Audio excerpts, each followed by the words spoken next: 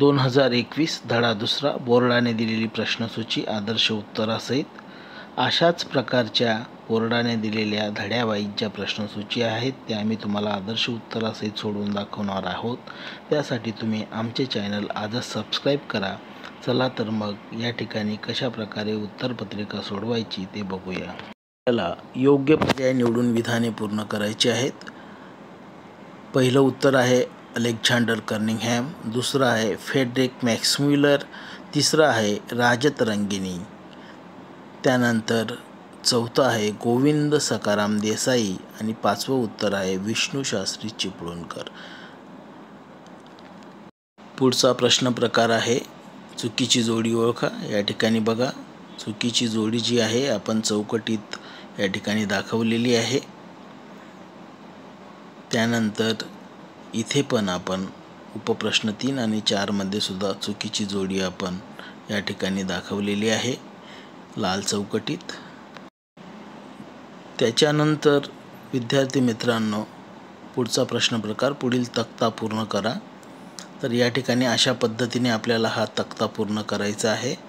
तुम्ही व्हिडिओ थांबवून हा तक्ता पूर्णपणे वाचू शकतात। त्याच्यानंतर पुढील तक्ता सुद्धा आपण या ठिकाणी पूर्ण केलेला आहे। तर अशा प्रकारे तुम्ही व्हिडिओ थांबवून हा तक्ता वाचू शकतात। पुढे आपल्याला या ठिकाणी संकल्पना चित्र पूर्ण करायचे आहेत। भारतातील राष्ट्रवादी इतिहासकार महादेव गोविंद रानडे, रामकृष्ण गोपाळ भांडारकर, विदा सावरकर, विष्णू शास्त्री चिपळूणकर इत्यादी। प्रश्न दुसरा ब टिपा लिहा। प्राच्यवादी इतिहास लेखन 1. 18व्या शतकाच्या उत्तरार्धात युरोपातील अभ्यासकांमध्ये पूर्वेकडील संस्कृती आणि देश यांच्याबद्दल कुतूहल निर्माण झाले। या कुतूहलापोटी भारतीय संस्कृतीचा अभ्यास करणाऱ्या अभ्यासकांना प्राच्यवादी अभ्यासक असे म्हणतात। या प्राच्यवादी अभ्यासकांनी भारतीय संस्कृती, इतिहास, तेथील विविध भाषा व धर्म यांचा अभ्यास करून इतिहास लेखन केले। या लेखनाला प्राच्यवादी इतिहास लेखन असे म्हणतात। प्राच्यवादी अभ्यासकांनी संस्कृत आणि युरोपीय भाषांमधील साधर्म्याचा अभ्यास करून या भाषांची जननी प्राचीन इंडो युरोपीय भाषा होती अशी कल्पना मांडली। या प्राच्यवादी अभ्यासकात छुपी साम्राज्यवादी वृत्ती दडलेली असल्याने त्यांनी पूर्वग्रह दूषित दृष्टिकोन ठेवूनच भारतीय इतिहासाचे लेखन केले। पुढची टीप, राष्ट्रवादी इतिहास लेखन 19व्या शतकात भारतात इंग्रजी शिक्षण पद्धती सुरू झाली। या पद्धतीत शिकून तयार झालेल्या इतिहासकारांना भारताच्या वैभवशाली प्राचीन इतिहासाविषयी जाण आली। आत्मजाणीव निर्माण झालेल्या या इतिहासकारांनी भारताविषयी जे इतिहासलेखन केले त्या लेखनास राष्ट्रवादी इतिहास लेखन असे म्हणतात। भारताच्या इतिहासातील सुवर्णकाळ शोधून त्यावर त्यांनी लेखन केले। राष्ट्रवादी इतिहास लेखनामुळे ब्रिटिशांविरुद्धच्या स्वातंत्र्य लढ्यास प्रेरणा मिळाली, तसेच प्रादेशिक इतिहास लिहिण्याची चालना मिळाली। वंचितांचा इतिहास, समाजाने ज्यांना सर्व अधिकारापासून वंचित ठेवले, उपेक्षित ठेवले अशा समूहांच्या इतिहासाला वंचितांचा इतिहास असे म्हणतात। मार्क्सवादी इतिहास लेखनाच्या परंपरेतून वंचितांचा इतिहास लिहिण्याची परंपरा सुरू झाली। ब्रिटिश सत्तेच्या वसाहतवादी धोरणाच्या समर्थनार्थ आणि या धोरणाला पोषक होईल अशा प्रकारचे जे इतिहास लेखन केले गेले त्यास वसाहतवादी इतिहास लेखन असे म्हणतात। भारताविषयी वसाहतवादी इतिहास लेखन करण्यास प्रामुख्याने ब्रिटिश अधिकारी व ख्रिश्चन धर्म प्रसारक यांचा समावेश होता। अशा इतिहास लेखनात भारतीय इतिहास व संस्कृती गौण दर्जाचे असल्याचे सूचित केले। केम्ब्रिज हिस्ट्री ऑफ इंडिया या ग्रंथाचे 5 खंड हे वसाहतवादी इतिहास लेखनाचे प्रमुख उदाहरण आहे। प्रश्न क्रमांक 3, पुढील विधाने सहकारण स्पष्ट करायची आहेत। इंग्रजी शिक्षणाने भारतीयात निर्माण झालेल्या आत्मजाणीवेने राष्ट्रवादी इतिहास लेखनास प्रवृत्त केले। ब्रिटिश अधिकाऱ्यांनी लिहिलेल्या भारताच्या पूर्वग्रह दूषित इतिहासाला भारताच्या विविध प्रांतातील इतिहास लेखकांनी विरोध केला। आपल्या प्रादेशिक वैशिष्ट्यांकडे इतिहासकारांचे लक्ष वेधले। राष्ट्रवादी इतिहास लेखनाचा प्रभाव होताच प्रादेशिक इतिहास लेखनाला चालना मिळाली। बखर हा ऐतिहासिक साहित्याचा महत्त्वाचा प्रकार आहे।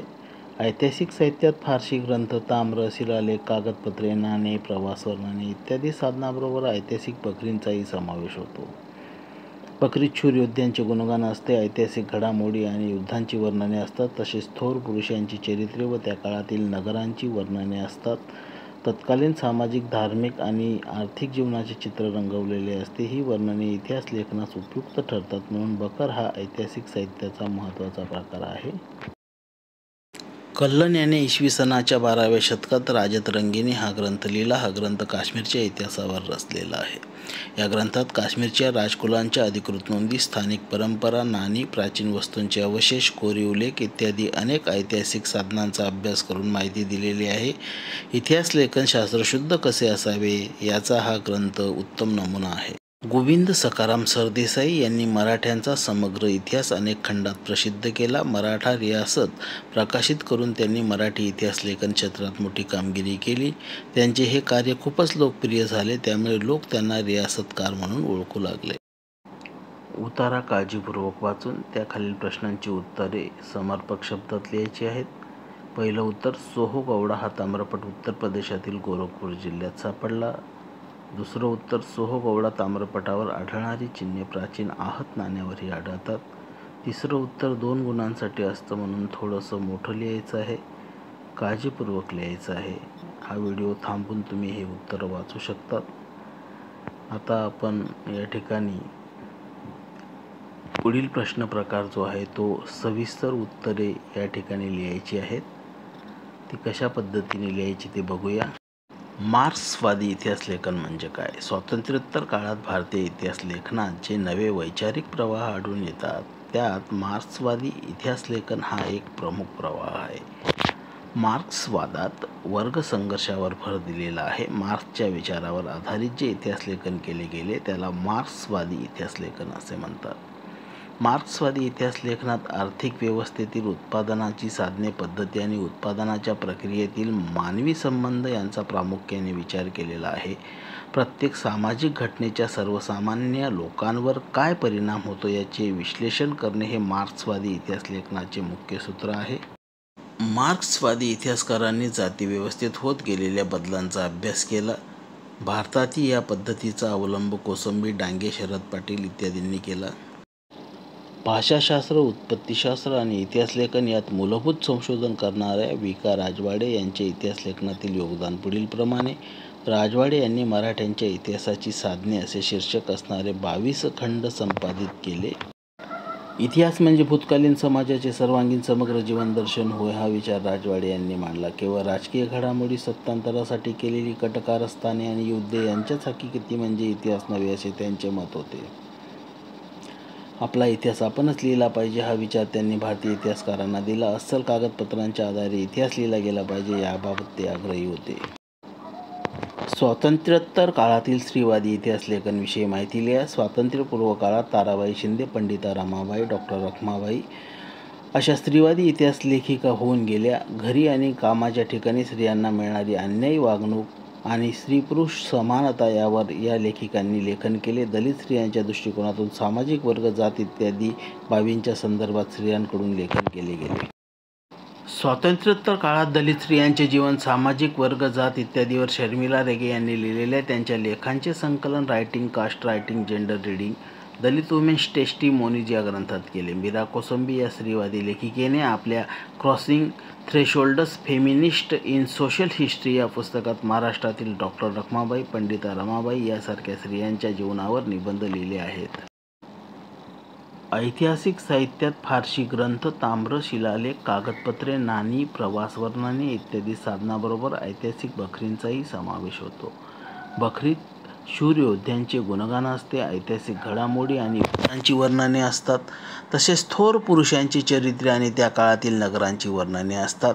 तत्कालीन सामाजिक, धार्मिक, आर्थिक जीवनाचे चित्र रंगवलेले असते. ही वर्णने इतिहास लेखनाला उपयुक्त ठरतात म्हणून बखर हा ऐतिहासिक साहित्याचा महत्त्वाचा प्रकार आहे.